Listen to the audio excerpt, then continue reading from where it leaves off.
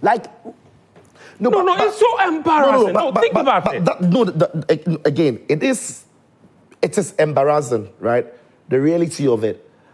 But the facts are these, that the FA structure that is being run doesn't see it as an embarrassment. That is because even for independent bodies like Galka, whose president has come to question and ask him to quit, to resign. He's come to actually tell us that Kurt Okraku hasn't done anything to even deserve a third term if he's thinking about it. The independent body of Galka have issued a statement to apologize and distance themselves from their president's words. Now, can you believe this? That is the system that we are running in football. Now, somebody like Freddie Champon, very respected, honorable, now is going to all the best to him as he campaigns to win the election. He's a good friend. Somebody like Dr. Randy Abe, highly respected. And all these other respected guys on the executive council. is an accomplished businessman. These guys can't themselves look at the GFA president and tell him that what we are running is failing. Because guess what? When they had the opportunity, they told Ghanaians that they were overachieving. Now, the GFA president will go to the next Congress, and I guarantee you that if he runs, he wins. The question is, how did he even win the more recent election? On the back of what track record?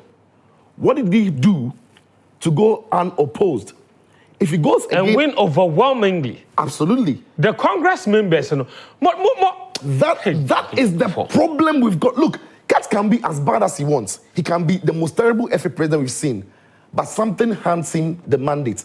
What is that? It is the system that has been created. How is it that as Ghanaians who are so passionate about football, we have absolutely no input into who becomes a GFA president? We'll get into that issue. Because that's the next phase of our conversation. Right. Because how does a government 100% run the national team from our taxes and you have no say about who runs that national team?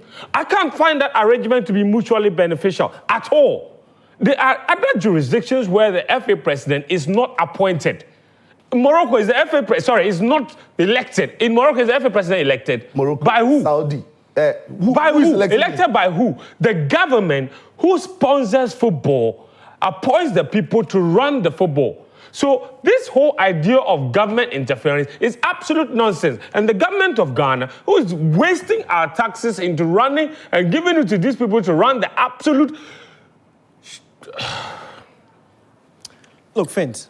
Let me mind my language. Fins. But you're giving money to these people to run what they have done, this absolute nightmare, and you're just sitting aloof and watching that the government has no interest whatsoever in what's happening to our national team.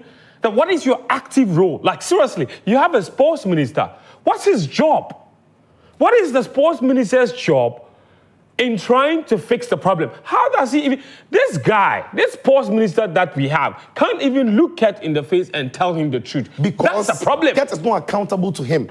Ket is only... And that's the problem. See, even the GFA are not accountable to the government when it comes to the funds the government gives them, because the government doesn't give the funds to them. The government spends the funds around them.